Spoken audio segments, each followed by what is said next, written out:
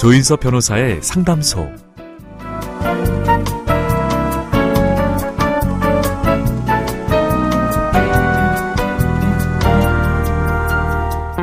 제 옆자리는 항상 여러분을 위해서 비워두고 있습니다. 차 한잔 하러 오셔도 좋고요. 어제 있었던 이야기를 하러 오셔도 됩니다. 위로가 필요한 날에는 가만히 앉아있다 가셔도 좋습니다. 혼자 고민하지 마세요. 제가 들어드리겠습니다. 속 시원하고 정확한 자문으로 법률 문제를 풀어드리는 조인섭 변호사의 상담소, 지금 바로 문을 열겠습니다. 저는 조인섭입니다.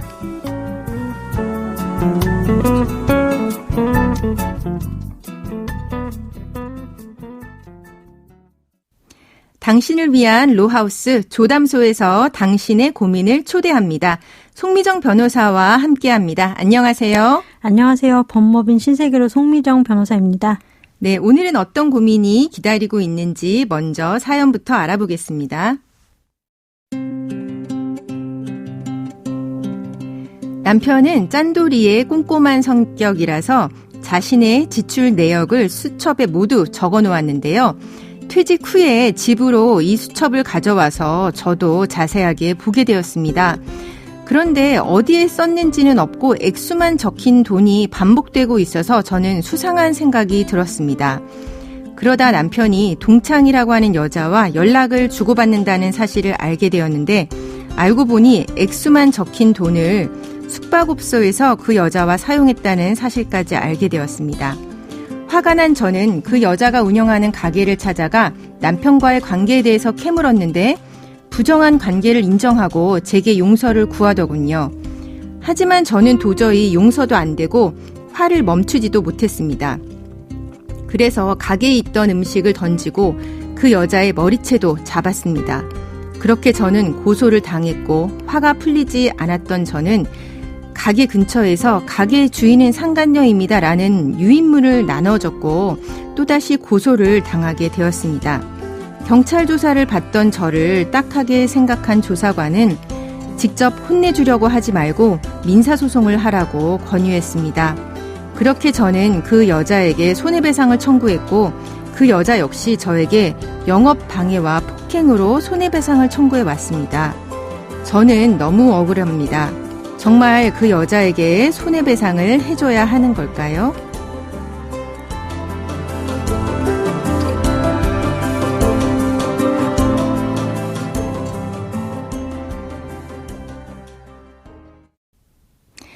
네, 화를 참지 못했다라고 하는 그 심정도 충분히 이해는 갑니다. 하지만 이제 변호사로서 이제 대응을 생각을 해본다고 하면 조금 아쉽죠.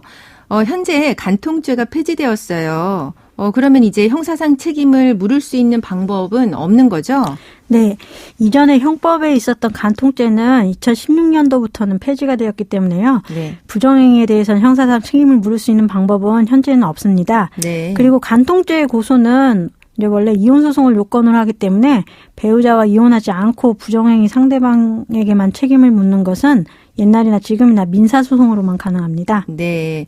그러니까 간통죄가 폐지됐기 때문에 이제는 형사상 책임을 묻지는 못하고 이제 민사 소송으로 가능하다라고 하셨는데요. 이제 그러니까 상간자 소송을 하는 거죠.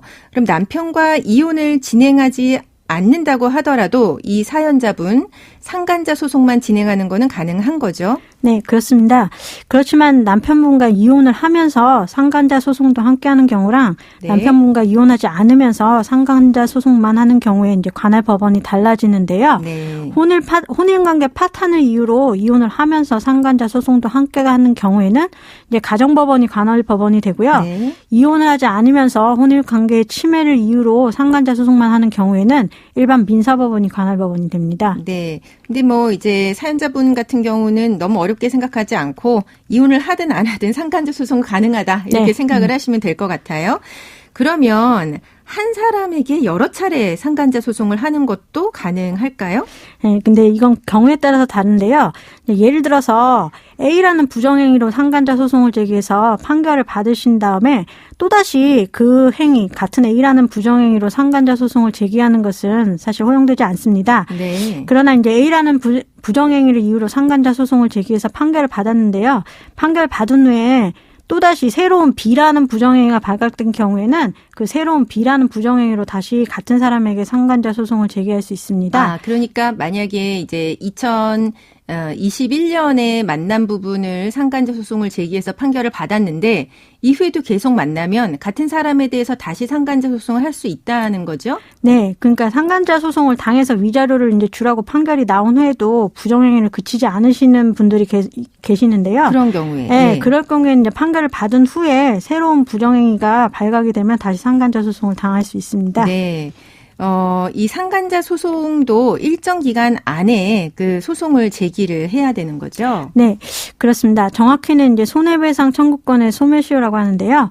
소멸시효는 이제 뭔가 문제가 있었어도 일정한 기간 동안에 이제 문제 삼지 않았으면 이제 덮고 살겠다고 마음먹은 것을 봐서 뒤늦게 책임을 묻지 못하게 하는 것입니다. 네. 그리고 이제 부정행위는 불법행위의 일종이기 때문에 불법행위에 대한 손해배상 청구권의 소멸시효가 적용돼서 이제 불법행위를 한 날로부터 3년, 불법행위가 있었던 날로부터 10년 이내에 소를 제기하셔야 합니다. 네, 그러니까 쉽게 말하자면 이제 상간녀가 남편을 만나고 있다는 것을 안 날로부터 3년 이내에 상간자 소송을 제기를 해야 된다는 거고요. 네네. 그러면은 이 사연자분 같은 경우에 항목은 써 있지 않고 사용 금액만 적어놓은 수첩이 있었어요. 이 수첩이 사연자분이 불륜을 입증하는 증거로 사용이 가능한 걸까요?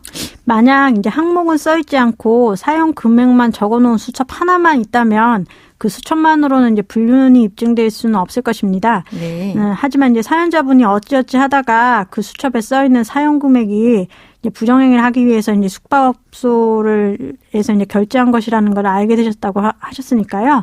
그러니까 사연자분이 그 금액이 숙박업소 결제 비용이라는 것을 알게 된 경위에 대한 자료를 추가로 수집하실 수 있으실 것입니다. 아, 예. 그러니까 수첩만으로는 안 되지만 다른 증거 합하면 증거가 될 수 있다는 거죠. 네네. 그러면은 사연자분은 영업방해와 폭행으로 경찰 조사를 받았고 또 처벌도 받았다라고 하셨어요.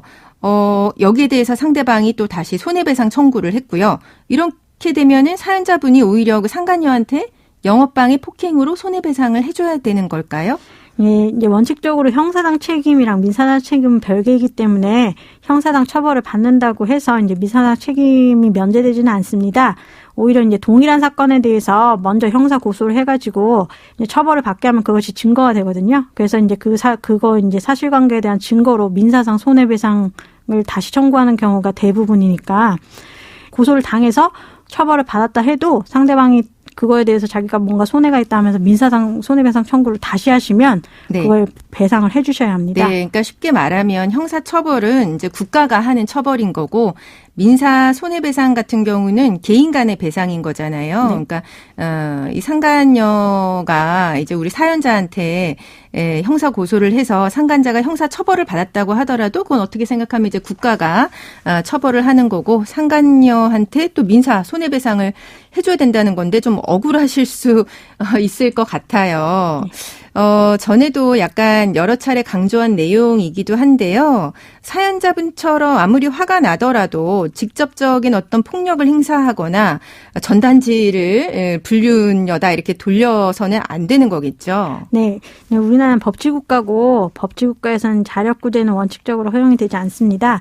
그렇기 때문에 이제 나한테 못된 짓을 한 사람 나쁜 놈이다 하고서 이제 혼내주려다가 네. 그 혼내주려는 행위가 범죄 행위에 해당하면 이제 자기가 더 큰 피해를 입을 수 있다는 점을 명심하시고 억울한 일을 당하시면 이제 혼자 해결하려고 하시기보다는 꼭 네. 전문가의 조언과 도움을 받는 것이 안전하다는 점을 다시 한번 강조드립니다. 그러니까요. 이제 이런 부정행위가 있을 때 상간자 소송하는 거는 민사인데 괜히 이제 본인이 혼내주려고 하다가 이 사연자처럼 형사처벌을 받으면 그거는 전과가 생기는 거잖아요. 네, 그런 상황이 돼서는 안 되겠죠. 그러면은 이 사연자분의 내용을 정리를 해보자면 간통죄는 폐지되었지만 상간자에 대해서 민사상 손해배상 청구, 그러니까 위자료 청구를 하는 것은 가능하다고 이야기를 해주셨고요. 이러한 상간자 소송은 이혼을 하면서도 또 청구할 수 있고 이혼을 하지 않고 상간자 소송만 진행하는 것도 가능하다고 해주셨습니다. 이런 상간자 소송은 안 날로부터 3년 또 있은 날로부터 10년 이내에 해야 되고요. 이런 경우 상간 소송을 진행 이행을 하기 위해서는 증거를 꼭 확보를 하셔야 된다는 거 기억하셔야 됩니다. 그리고 이러한 법적인 구제 절차를 거치셔야지 자력으로 상간녀를 찾아가서 폭력을 행사하면 오히려 폭행, 영업방해 이런 걸로 처벌을 받을 수 있고 이거는 전과가 생기는 거니까요. 또 민사상 손해배상 청구도 당할 수가 있으니까 이 점 꼭 명심하셔야 되겠습니다. 네, 감사합니다. 예, 감사합니다. 지금까지 송미정 변호사와 함께했습니다.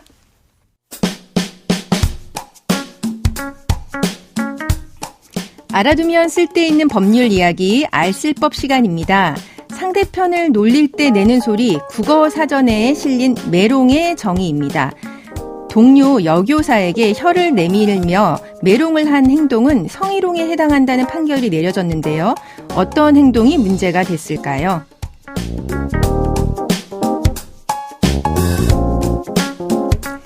이 사건은 지방의 한 초등학교에서 일어났었습니다.